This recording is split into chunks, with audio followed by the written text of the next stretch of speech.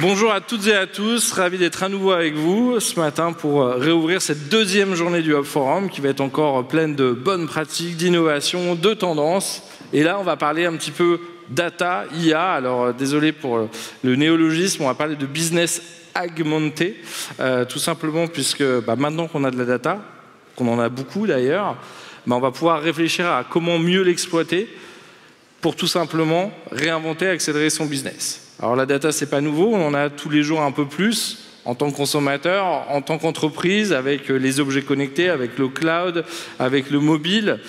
Dieu sait si on empile des données, faut-il encore ensuite les nettoyer, les traiter, les stocker. Je pense à Orange, qui est dans les transmettre aussi, puisqu'il faut des réseaux pour faire avancer tout ça. Et évidemment, les utiliser, pourquoi pas, pour faire du marketing, mais peut-être du marketing plus intelligent. Parce que, évidemment, on est tous à, en ce moment, devoir aller chercher des parts de marché, promouvoir pour relancer nos offres. Et on voit bien que demain, l'idée, c'est quand même d'aller vers du marketing de plus en plus personnalisé, de plus en plus intelligent, en utilisant cette donnée pour mieux comprendre les attentes, mieux comprendre les profils, mieux comprendre le bon moment où connecter les gens, passer finalement de ce mass marketing à cette relation personnalisée, avec cette idée, effectivement, qui est évidente, c'est de se dire que demain, de plus en plus, tous les outils, toutes les plateformes, tous les sites qu'on va utiliser vont être de plus en plus différenciés en fonction des utilisateurs. C'est déjà le cas beaucoup chez nos amis les GAFA. Mais effectivement, on est encore surpris trop souvent quand on va sur un site e-commerce, sur un site de marque, de se dire finalement, la page d'accueil est la même pour moi, ma mère ou ma petite sœur, là où aujourd'hui on a tout.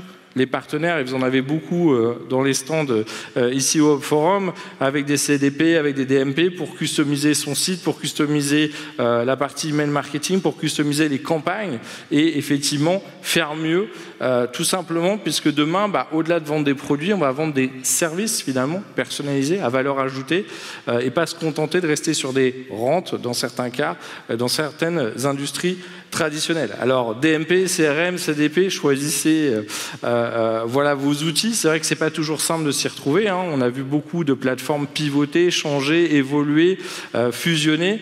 C'est vrai que beaucoup avaient voulu lancer du CRM il y a très longtemps. Alors les plateformes étaient peut-être encore pas totalement mûres. Après, on s'est beaucoup énervé autour de la DMP. Alors tout le monde n'avait pas du trafic comme, je pense à Air France, voilà, qui a beaucoup de trafic. Bon, les plus petites marques, c'était peut-être un peu ambitieux. Aujourd'hui, on a la CDP, puis on a évidemment toutes les contraintes aussi légales, avec le RGPD, le recueil de consentement.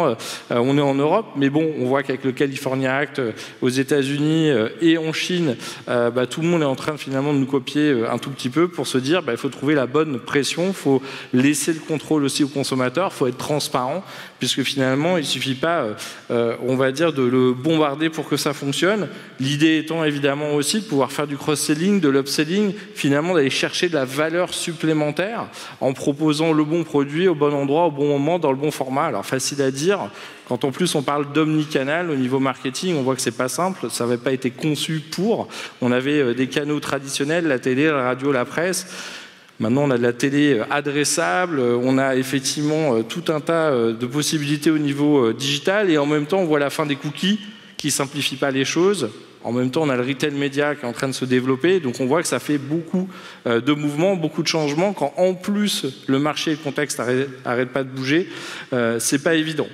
On voit que l'IA, ça va nous aider aussi à booster notre marketing. Pour ceux qui étaient un peu occupés ces derniers mois, vous n'avez peut-être pas entendu parler de DALL-E ou de Midjourney, mais c'est des plateformes assez dingues qui vont permettre de générer automatiquement des visuels, pour le moment des images, mais on voit qu'ils sont déjà en train de travailler sur la vidéo demain. Vous tapez une phrase, vous décrivez une situation et ça vous génère automatiquement une image en à peu près 60 secondes. Sur DALL-E, vous pouvez même gratter une partie de l'image et dire cette partie-là, je veux que tu la modifies avec telle instruction. C'est un peu du Photoshop assisté par ordinateur. Et d'un seul coup, vous pouvez illustrer vos articles avec une image dont vous avez les droits, qui est unique, qui n'existe pas, qui n'est pas une image de stock, qui va être générée à la volée par de l'IA. C'est assez bluffant. Et Infinite, vous allez pouvoir faire Des shootings virtuels, tout simplement, on va avoir en 3D tous vos objets. Et vous voulez refaire une photo d'un packaging, une PLV, une banner web, en fait, c'est photoréaliste. Vous avez l'impression qu'on a fait un vrai shooting, sauf qu'on n'a pas à passer un mois à le préparer. Ou si dans un mois, vous voulez refaire un nouveau shooting en changeant le décor, en mettant, je sais pas, une montagne enneigée derrière, eh bien, ça prend quelques secondes. Creative Lift, on va avoir une IA qui vous permet de tester la performance d'une pub à l'avance. Donc en fait, sur toutes les pubs, on va dire verticales sur les réseaux sociaux, ils ont entraîné leur IA sur des dizaines de milliers de campagnes. Ils vont vous dire dans ta catégorie, je sais pas, tu es dans le bricolage, au bout de 3 secondes, tu devrais enlever le logo et montrer un outil, tu devrais faire ceci ou cela. Là où finalement, on a beaucoup travaillé sur le ciblage, on va dire le comportement des consommateurs et pas forcément sur la créa. Et puis Myriad qui permet de faire du placement produit a posteriori dans une série, dans un film télé. On imagine que si demain on connecte à la télé adressable, on regardera peut-être tous la télé avec des pubs différentes, avec peut-être des voitures différentes selon votre CSP dans James Bond, il roulera peut-être en 2 chevaux, on ne sait pas. C'est effectivement demain pouvoir customiser et améliorer et augmenter son commerce. Alors Edgify, ça fait partie des technologies qui permettent d'avoir des magasins autonomes qui vont détecter automatiquement ce que vous avez pris. Et là, d'ailleurs, ça marche pas juste sur des produits sur étagère packagés et standards, mais même, vous voyez, pour reconnaître que c'est une banane et qu'il y en a combien et vous donner le bon prix. À Etrex, on va vous faire des chaussures sur mesure. Chatter, on va travailler sur un petit peu la nouvelle génération de chatbots un peu plus intelligents. Prose, on va fabriquer des shampoings sur mesure. On va avoir 120 data points et on va créer chaque bouteille de shampoing sur mesure. 100 millions de dollars de chiffre d'affaires au bout de 4 ans pour les équipes d'Arnaud Plat, qui était chez L'Oréal avant. Et donc, on change complètement le modèle. Parce qu'avant, on aurait fait de la R&D, fabriqué un produit en masse, on aurait fait une campagne mass marketing, on aurait été par de la distribution de masse. Et bien là, c'est tout le contraire.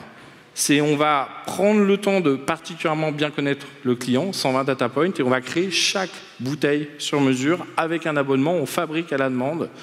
Effectivement, Arnaud imagine faire 250 millions de dollars pour 2025, il était qu'aux US, il est en train d'arriver sur l'Europe. Donc on va vraiment travailler tout ce diagnostic avec le client pour créer quelque chose sur mesure, ce qui veut juste dire quand même qu'il faut repenser toute sa chaîne de production, ce qui n'est pas rien.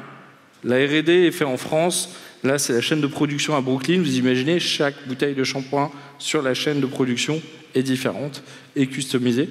Donc là aussi c'est pour montrer que finalement en étant une data-driven compagnie, on peut réinventer certaines catégories, on peut réimaginer des nouveaux modèles économiques, industriels et marketing. C'est effectivement ces magasins autonomes, c'est pas nouveau, on connaissait tous Amazon Go, alors maintenant il y a Amazon One où en plus pour vous identifier en entrant dans le magasin, vous allez utiliser votre paume de main ou votre carte de crédit ou votre téléphone. Mais effectivement l'idée c'est d'arriver à la biométrie et puis de fluidifier encore plus l'entrée en magasin et le passage en caisse. Depuis l'année dernière, Amazon vend la technologie avec Just Walk Out à d'autres retailers. On voit les concurrents, Carrefour Flash qui utilise iFi et qui a adapté un tout petit peu le modèle, et c'est intéressant, eux se sont dit les Français sont pas hyper chauds d'attendre 15 minutes après pour avoir le ticket de caisse et savoir combien ils vont payer. Donc là, toujours les étagères connectées, des caméras, on se sert, mais on a juste le paiement avec la carte bleue et au moins on a une validation du prix avant de passer en caisse. Ou Boxy qui nous fait des petits magasins autonomes en container, on commence à en avoir un peu partout en France. Vous scannez l'application pour rentrer, vous vous servez, vous sortez. Finalement, j'ai un opérateur, un vendeur qui opère une dizaine de containers pour les réapprovisionner. Et ça me permet d'avoir des magasins de proximité. On avait vu Shinsegae, qui est un peu les Galeries Lafayette coréennes aussi, à la NRF l'année dernière, qui commence à proposer cette technologie en Corée, mais aussi aux Philippines et en Arabie Saoudite. Et puis des fois, j'aime bien la low-tech. On veut faire des magasins autonomes bien plus simples, les vending machines, c'est pas nouveau, mais on voit d'un seul coup tout un tas de nouvelles catégories s'intéresser à ces distributeurs. On a de la cosmétique, on a de l'électronique depuis 2012 chez Best Buy, on a vu même Walmart à la NRF l'an passé nous montrer un vending machine de bijouterie. Et on leur a demandé, mais c'est qui la cible? Ils nous ont dit, les mecs, ceux qui n'osent pas demander conseil à la vendeuse, donc pourquoi pas. Et Yokai, qui est en train de faire un énorme carton. C'est des Américains, là j'ai vu qu'ils avaient réussi à le vendre au Japon quand même, et qui vous préparent des plats chauds préparés honnêtement très savoureux avec une vending machine, et ils sont en train de vendre ça dans toutes les facs, sur les campus, etc. On pourrait imaginer les boîtes quand vous travaillez un petit peu tard. C'est évidemment tous les outils qui vont vous permettre d'augmenter votre staff, avec finalement des meilleurs outils pour communiquer entre vendeurs, communiquer avec le siège, communiquer avec le manager, pour gérer le planning, pour gérer tout simplement l'exécution d'un certain nombre de tâches, ou comme Vocovo, pouvoir échanger comme avec un talkie-walkie, mais avec un serveur vocal intelligent. Je vais pouvoir demander en stock combien il reste de telle référence, laisser un message pour la personne qui sera là l'après-midi. Donc là, on passe un peu d'outils standards finalement à des outils de plus en plus spécifiques liés au retail pour mieux piloter sa force de vente. On voit qu'en ce moment c'est dur de recruter, c'est dur de garder les équipes, autant les rendre les plus efficaces possibles et leur donner des outils les plus sympas possibles pour pouvoir opérer. C'est l'IA aussi pour travailler sa logistique. Donc là, on en est à peu près à la 4e génération. On avait à gauche les palettes, les containers, les Fenwick et les code barres. C'était un peu la première grande révolution. Voilà, on a eu Amazon Robotique qui avait racheté Kiva Systems avec ses petites étagères qui viennent auprès de l'opérateur. Après, on a eu des systèmes très automatisé mais très cher et pas très flexible, comme on peut avoir des pics de vente à Noël. Et là, on arrive à peu près à la 4e génération avec le Micro Fulfillment Center, où là, j'ai des petits robots qui montent et qui descendent dans un cube, l'opérateur étant à l'extérieur du système. J'utilise 4 fois moins de place, je peux utiliser des espaces avec des formes assez bizarroïdes, ça coûte beaucoup moins cher que la version 3 et je peux étendre ou réduire de manière beaucoup plus flexible. C'est un cube, ce qui fait que si un robot tombe en panne, je peux le contourner, là où sur une chaîne, effectivement, quand il y a un élément qui tombe en panne, ça paralyse tout le système.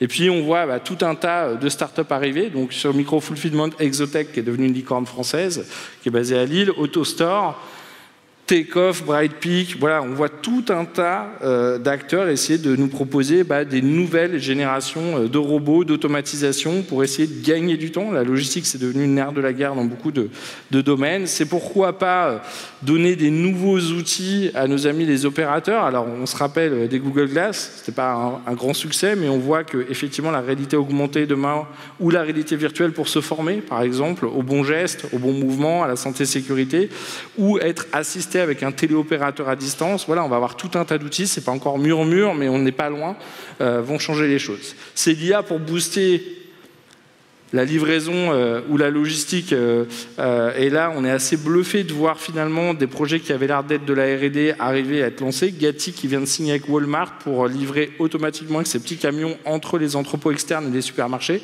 Ça y est, c'est lancé aux États-Unis, il n'y a pas de chauffeur.